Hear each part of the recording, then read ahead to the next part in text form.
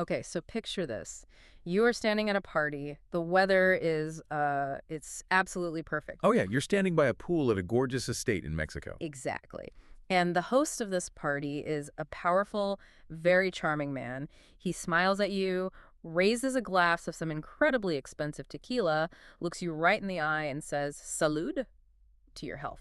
Which is, it's the universal gesture of friendship. It's a moment of peace, of celebration. It is literally what you say at weddings or birthdays. Right, but in the world we are diving into today, that toast is not a blessing. It is a weapon.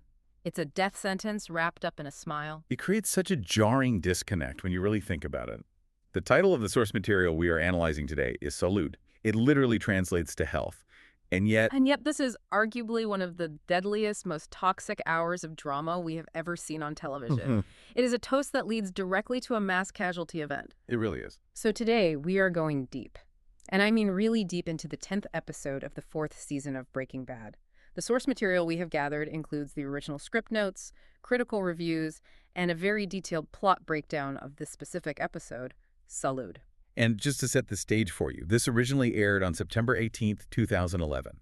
It was directed by Michelle MacLaren, with the writing credited to Peter Gould and Jennifer Hutchison. Plus, we have some incredible guest appearances by Stephen Bauer as Don Eladio and Christopher Cousins playing Ted Beneke. I want to pause on Michelle MacLaren for a second because looking at her track record, she usually handles the really high-octane kinetic stuff. Right? Oh, absolutely. Yeah. She has a very specific visual style. She is known for high-tension, wide-sweeping landscapes and action that somehow feels claustrophobic, even when it is shot entirely outdoors. Which is so crucial here because this deep dive covers 3 massive, distinct storylines that are all hurtling toward collision at the exact same time. This is not just one plot. We have Jesse Pinkman down in Mexico basically taking his final exam in meth, cooking under the absolute threat of death. Right. Then we have Walter White back in Albuquerque, who is completely spiraling out of control in a way that is just painful to witness. And finally, we have the man, the terrifying legend himself, Gus Fring, executing a revenge plan that has been decades in the making. And what is so fascinating about the source material here is how the writers balance those 3 threads. You get the white-knuckle thriller aspect of the cartel plot, the crushing emotional depression of the White household, and that unbearable suspense at the pool party. It's a lot of ground to cover. And frankly, the material suggests this is a major pivot point for the entire series. So here is our mission for today. We are going to break it down piece by piece. We are going to travel to the meth labs of Mexico. We'll sit on that highly uncomfortable couch with Walt and his son. And yes, we are absolutely going to that deadly poolside party at Don Eladio's estate. So grab your drink, though maybe check the seal on the bottle first, and let's get into it. I want to start with Jesse Pinkman, because if you look at the trajectory of the show up to this point, for a long time, Jesse was, he was just the junkie sidekick. Yeah, the Captain Cook who put chili powder in his meth. Exactly. But here, in this deep dive, he is stepping into a completely different, much more competent role. He really is. And context is key here for you to understand the stakes. Jesse, Mike Ehrmantraut, and Gus Fring have traveled down to Mexico. The objective is simple on paper, but incredibly dangerous in practice. They are there to teach the cartel how to cook the blue meth. Which is Walter's signature formula. Correct. They need to prove to the cartel that they can hit a purity level exceeding 90%. The cartel has been demanding this for a while. They want the blue product, but they need to own the process themselves. But there is a massive problem almost immediately upon arrival. They walk in and meet the cartel's chief chemist. He is this highly educated, arrogant guy standing there in a pristine white lab coat. And he takes one look at Jesse, who is dressed in his usual baggy, street-level clothes. Yeah, and the chemist basically laughs right in his face. It is a classic clash of formal credentials versus street capability. The cartel chemist just sees a kid. Right. So he starts grilling Jesse on the actual science. He is asking him about the specific reduction method. He is asking him to identify the precursors. He wants Jesse to explain the molecular chirality or the stoichiometry in a strictly academic sense. And Jesse just can't do that. He barely passed high school chemistry, if he even passed at all. To this cartel chemist, Jesse is an absolute joke. He is dirt. Exactly. The chemist actually assumes Gus is insulting them by bringing this infant, as he sees him, to teach them. He says something to the effect of, "I speak English, but I do not speak this." He views Jesse as entirely beneath him in every possible way. I love this setup so much because it puts Jesse in the ultimate underdog position. He is in a foreign country, completely surrounded by cartel soldiers who would happily kill him, and the guy in charge of the lab thinks he is an absolute idiot. But this is where the dynamic really shifts. Right, because Jesse isn't just an underdog here. He is actually the only person in that room who knows how to make the specific product they are demanding. That is the critical distinction we need to make. Jesse possesses the tacit knowledge. He doesn't know the theory at all, but he knows the practice inside and out. And this is where his character growth really shines through. Yeah, in the past, he might have just crumbled under that pressure. Or he might have just gotten high to cope with the stress. But here he gets angry. And it is a very focused, productive anger. He stops trying to be a scientist, and he just starts being a chef. He takes total charge of the room. He really channels Heisenberg in this moment. He realizes he cannot out-talk this chemist on a theoretical level, so he has to outperform him. He starts bossing the cartel guys around. Which is incredibly bold. It is. He complains about the filth in the lab. He demands that they clean every single piece of equipment. He effectively bullies the cartel chemists into submission, not with academic logic, but with pure, unadulterated confidence. And then he actually cooks. The source material describes the montage of him working, and it's interesting because usually the cooking scenes are all about precision and quiet focus. But here, the energy feels really aggressive. It is very aggressive. Yeah. And we have to talk about the chemistry for just a second to really understand why this is so impressive. The cartel, up to this point, has been cooking what we call biker meth. Right. Which is likely a pseudoephedrine reduction that is dirty and yields a very low purity. But Jesse is using the phenylacetic acid method. Oh, right. The stuff they steal from those barrels with the B logo? Exactly. This is a reductive amination of phenylacetone. It is a significantly more complex synthesis than the old shake and bake method. It requires precise temperature control, very specific ratios. If you mess it up, you don't just get slightly bad meth, you get sludge. You get nothing. So the pressure is entirely on him. Yeah. Everyone is watching him like a hawk. He finishes the batch. They run it through the gas chromatograph to test it. And what is the final result? 96.2%. 96.2. I mean, that is a staggering number, isn't it? It is practically miraculous. You have to remember, Walter White hits 99.1%. Yeah. But Walter is working in a multi-million-dollar, perfectly sterile, climate-controlled superlab. Yeah. Jesse is working in a dusty, open-air shed in Mexico, dealing with humidity, dirt, and equipment that probably hasn't been properly calibrated in years. To hit 96.2% as adverse conditions, it definitively proves he is a master cook. And what is the reaction in the room when that number pops up? Absolute silence. The numbers validate everything he just did. It shuts the arrogant chemist up immediately. The power dynamic in that room shifts in a split second from heavy skepticism to absolute awe. The cartel doesn't care about his lack of a college degree anymore. They only care that he can deliver the superior product. It's such a massive fist pump moment. You are really rooting for him. He proved the snobby scientist wrong, but, and this is a big but, here is where it gets really interesting and frankly kind of terrifying for him. Because success in this specific world is a trap. Exactly. This touches on a recurring theme in the source material. Competency is dangerous. Because Jesse is so incredibly good, because he proved he can hit 96% purity, he has now made himself completely indispensable to a very violent organization. The cartel tells him point blank, you belong to us now. Just imagine the sheer horror of that realization. You think you are just passing a high-stress test so you can survive the day and go home, but by passing the test so perfectly, you've actually sealed your fate as a permanent prisoner.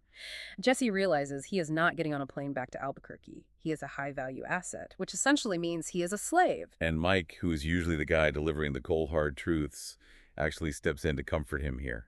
He promises Jesse that he is going to get him out of there. That relationship between Mike and Jesse is so crucial to this season. It really is. Mike clearly sees something in Jesse. Maybe a surrogate son figure, or maybe just wasted potential that he actually wants to save. But that specific promise from Mike sets up the core tension for the rest of this deep dive.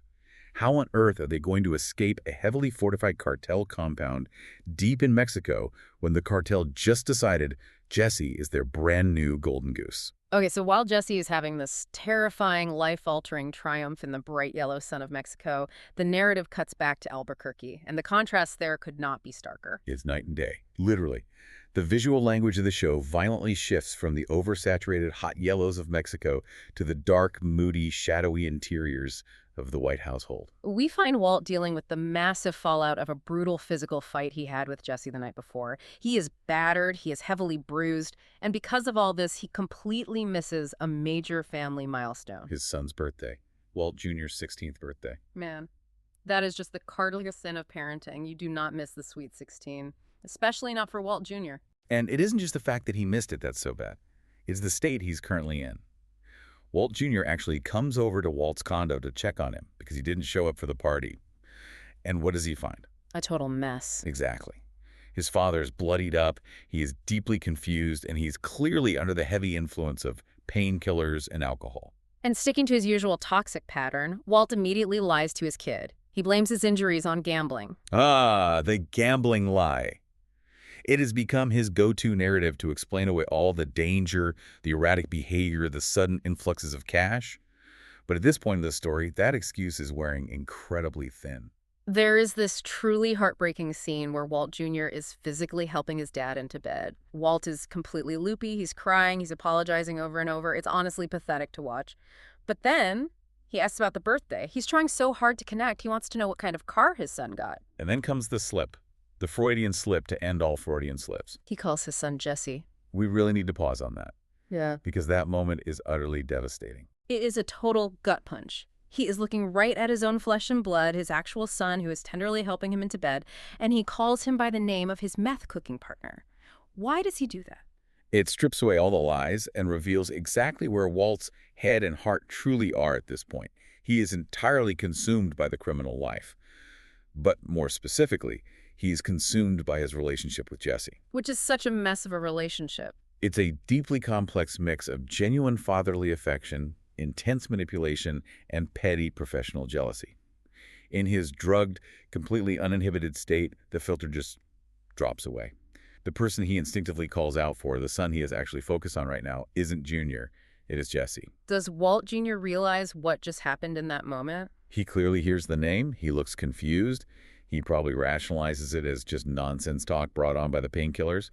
But on a deeper emotional level, he absolutely feels the distance. He feels the reality that his dad isn't really there with him. And the next morning, oh man, the next morning might actually be even worse than the night before. The morning after is where the real tragedy of Walter White sets in.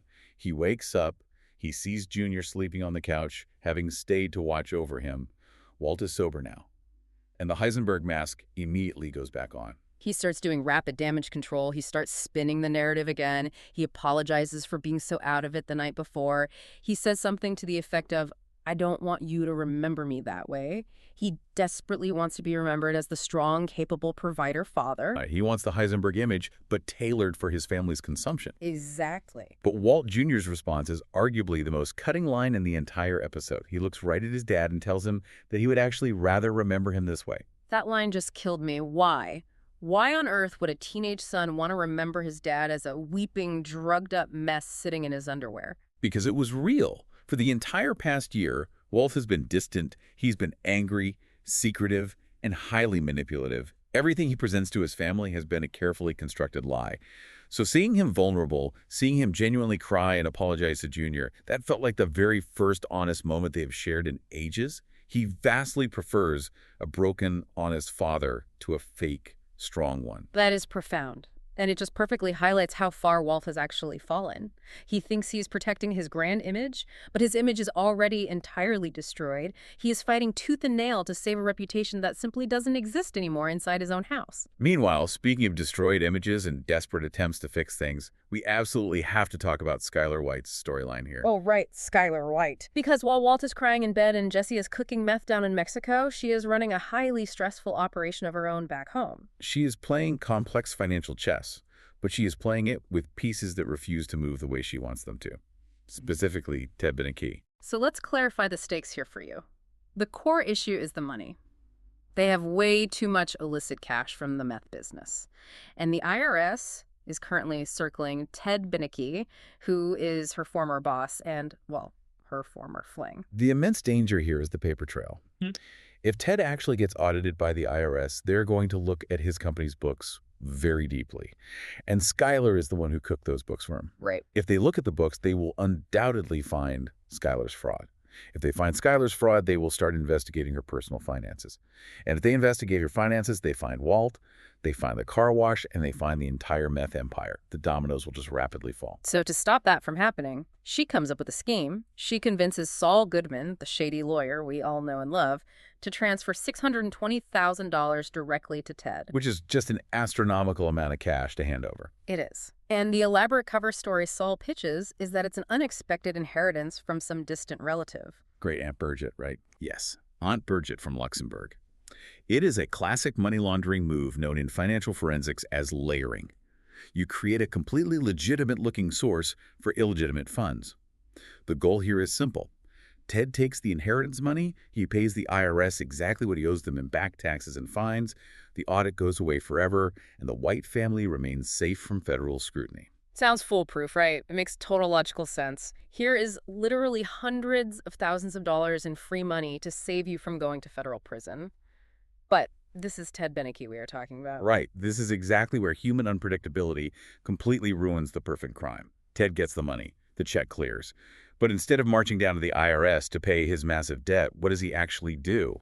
He decides to restart his failing business, and this is the part that just makes you want to throw something heavy at the screen. He goes out and leases a brand new Mercedes-Benz SL550. A luxury heated seat V8 convertible, while he is actively being investigated by the federal government for severe tax fraud. It is the absolute definition of incompetence.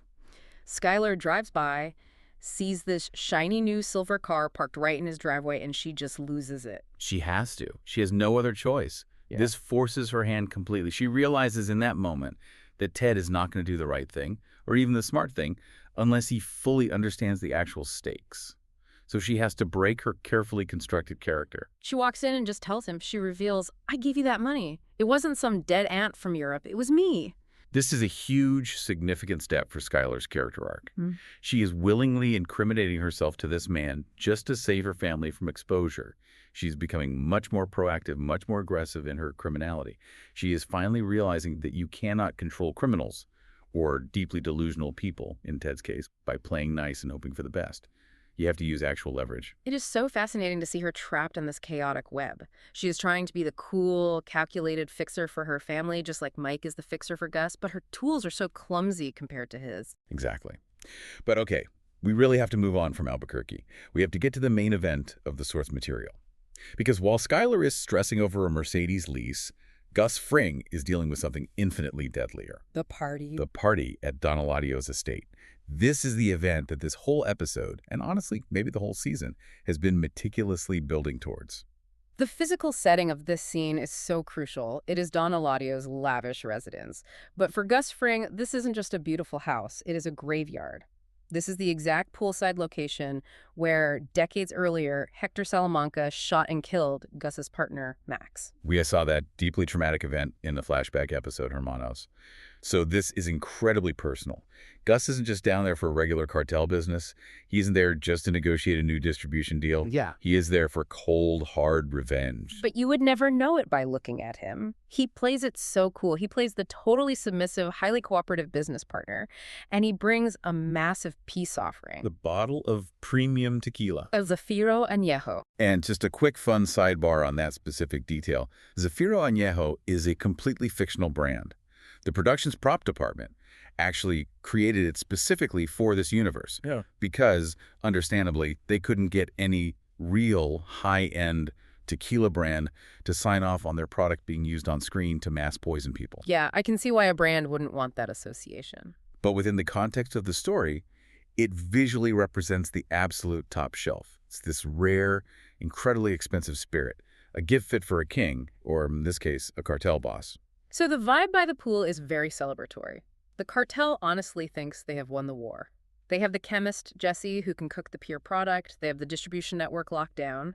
And now they have the great Gus Fring humbly bowing down to them. And this is exactly where Gus's tactical genius and his sheer ruthlessness comes into play. He knows these men. He knows they do not trust him at all. He knows Don Eladio is highly paranoid by nature. He knows that if he just hands over an unsleeved bottle of liquor, Eladio will never drink it. So what does he do to get past that paranoia? He drinks it first. It is the ultimate high-stakes bluff. He pours the shots himself, he raises his glass, he drinks, he even scowls a bit, maybe deliberately selling the burn of the alcohol going down, but he drinks it right in front of them. And seeing him physically swallow it, Don Eladio relaxes. He thinks, okay, we're good, it's safe. And then everyone else drinks. Everyone except Jesse. Right. Gus specifically stops Jesse. He physically blocks him or sharply tells him not to drink. That is such a key detail in the chaos. He is protecting his asset. Or perhaps protecting the innocent, depending entirely on how you view Gus's internal morality at this late stage. He definitely needs Jesse alive to cook the meth, yes. But more immediately, he needs Jesse alive to drive them out of there once the plan goes off. So the toast happens. The party kicks back into gear. There's music, girls walking around, cigars being lit. Everyone is having a fantastic time. But then Gus quietly excuses himself. He walks away to the bathroom. And this scene inside the bathroom is just so visceral. It is dead quiet. He isn't panicking or rushing. He walks in. He meticulously places a folded towel on the floor to keep his suit pants clean. Yeah, which is just such an impossibly Gus Fring character detail. And then he kneels in front of the toilet and violently forces himself to vomit. He is desperately trying to get the poison out of his own stomach. Exactly. He poisoned that rare tequila. He knew full well he would have to drink it to sell the con to Eladio. So the source material implies he took some sort of pills beforehand, likely activated charcoal or a similar binding agent, to significantly slow the absorption of the toxin in his stomach. And now he is purging it. But the clock is loudly ticking. The poison is already entering his bloodstream. But outside by the pool, the chaos is finally starting. It starts really slow. A slight stumble from one of the capos, a confused look. The men start losing their balance, and then the bodies just start dropping to the pavement. Don Eladio, the seemingly untouchable, arrogant boss, realizes way too late what has actually happened. He looks over at Gus, who has just returned from the bathroom. Gus looks terrible. He is totally pale. He is sweating profusely, but he is still standing. The look Eladio gives him in that moment, it is pure betrayal mixed with dawn-breaking realization. The look says, you drank it too. You killed yourself to kill me. The image of Eladio clutching his chest and falling dead into the pool, it is truly iconic television. It is, and it is deeply symbolic. He dies falling into the exact same pool where he ordered Max's death all those years ago. The water that was once stained with Max's blood is now his own watery tomb. The narrative circle is perfectly closed. But it is not a clean getaway at all, is it? Not even close. Gus is severely compromised. The poison is ravaging his system. Even with the binding pills and the vomiting, he's incredibly weak. He can barely walk under his own power. But he still manages to be absolutely terrifying. He marches out to the few remaining henchmen, the lower-level guys who didn't get to drink the premium tequila, and he delivers this incredible, chilling line. Don Eladio is dead. His capos are dead. You have no one left to fight for. It is brilliant psychological warfare. He's effectively telling them, go home. The money is gone. There is no paycheck coming on Friday. And most of them actually listen. They drop their weapons and run. But that everyone runs. No, Joaquin Salamanca does not run. The grandson of Hector Salamanca. He is there.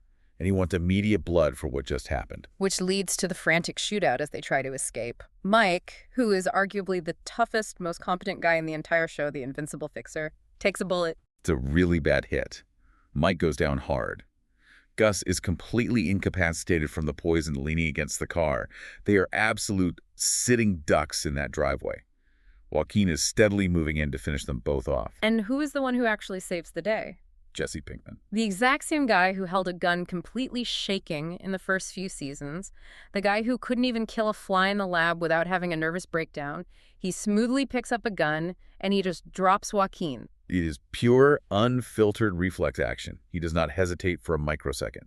He kills Joaquin. He rushes over to Mike and Gus, loads their bleeding, poisoned bodies into a car, and he floors it out of the compound. That final lingering image of Jesse driving the car away from the estate, he's the only one fully conscious. He's the only one physically whole. He went from being their captive prisoner at the start of the day to their absolute savior by the end of it. And think back to the mission we talked about at the start of this deep dive. The mission was to analyze exactly how this episode radically shifts the storylines. Look at exactly where we end up. Gus finally gets his lifelong revenge, but he's literally dying in the backseat. Mike is the ultimate protector, but he is bleeding out. Jesse, the student, the so-called junkie, is now the leader. He is the only one in control of the wheel. It is a total massive inversion of the established power dynamic. And it perfectly sets up the explosive, unpredictable finale of the 4th season. I want to circle back really quickly to something you mentioned earlier about the production details. The tequila. You said it was a fictional brand, but it actually has a legacy beyond this episode, right? Yes, Zafiro Añejo. As we mentioned, the prop department created it from scratch. But what is really cool for fans of the wider universe is that this exact bottle design, that distinct blue bottle with the copper agave stopper, actually shows up much later in the prequel spin-off show, Better Call Saul. Oh, really? I missed that connection. Yeah. Jimmy and Kim drink it in a very pivotal scene when they're running cons. It creates this fantastic continuity link between the two series. It essentially becomes a visual symbol of dangerous, high-stakes scams. Whenever you see that beautiful blue bottle appear on screen, you know someone is pulling a massive, fast one, and it is going to have severe consequences. I love that kind of detail. It just makes the fictional universe feel so incredibly lived in and cohesive. And clearly, the TV critics absolutely loved this episode, too. You mentioned the IGN Perfect score earlier. Right. Seth Meiton from IGN reviewed it and called it a quote-unquote masterpiece, giving it a flawless 10 out of 10. Donna Bowman, writing for the AV Club, gave it a very strong A-. And even years later, in a 2019 retrospective, The Ringer ranked Salud as the 20th best out of all 62 Breaking Bad episodes. Which is really saying something, because there are 62 episodes, and honestly, almost all of them are considered amazing television. It rates so incredibly high because it finally pays off. Viewers had been hearing about Gus's mysterious history in Chile, about his deep-seated hatred for the cartel for seasons on end. To finally see that revenge executed, and executed with such brilliant cinematic flair, is just incredibly satisfying for the audience. But what makes it a masterpiece is that it balances that massive action set piece with the quiet, devastating character work going on with Walt and Skyler back home. It is not just explosions and mass poisonings. It is broken families and terrible financial decisions. That is the quintessential Breaking Bad magic. It gives you the massive adrenaline rush, but it absolutely makes you pay for it with the heavy emotional toll it takes on the characters. So let's quickly recap the 3 distinct worlds we just visited in this deep dive. We saw Jesse's incredible triumph in the dirty labs of Mexico. He proved his worth as a master chemist and then violently saved his boss's lives. We saw the rapid crumbling of Walter White's facade in Albuquerque. He is losing his family's respect by the hour, even as he desperately tries to lie to keep it. And we saw the deadly final resolution of Gus Fring's long-term revenge. The entire cartel leadership is wiped out in a single brilliant stroke. Salud. Salute indeed. Before we wrap up today, I have a final thought I want to throw at you and at our listeners. Go for it. Gus Fring won. He won big. He completely eradicated his lifelong enemies. But to do it, to achieve that victory, he had to ingest poison. He had to physically break his own body to get what he wanted. And at the end of the episode, the quote-unquote winners, Gus, Mike, Jesse, are all physically or mentally broken. Gus is dying of poison. Mike is shot and bleeding out. Jesse is deeply traumatized by having to kill again. It raises a really fascinating question about the true nature of victory in this specific universe. Exactly. Is this intentional foreshadowing by the writers? Is the show actively telling us that in this dark criminal underworld, even winning leaves you dying? That is a very provocative thought to end on. And considering exactly where the series goes from here in Season 5, I think you might be entirely on to something. There are absolutely no clean getaways in Breaking Bad. You can win the battle, you can outsmart the cartel, but you lose a massive piece of your soul or your physical health in the process. It is something for you to mull over, listeners, as you think back on this incredible hour of television. What is the true ultimate cost of saying salud? It is certainly a lot higher than the price of a rare bottle of tequila. On that very cheerful note, thank you so much for joining us on this deep dive. It is always a pleasure to unpack these details. We will see you next time. Stay safe out there and always watch what you drink. Indeed. Yeah.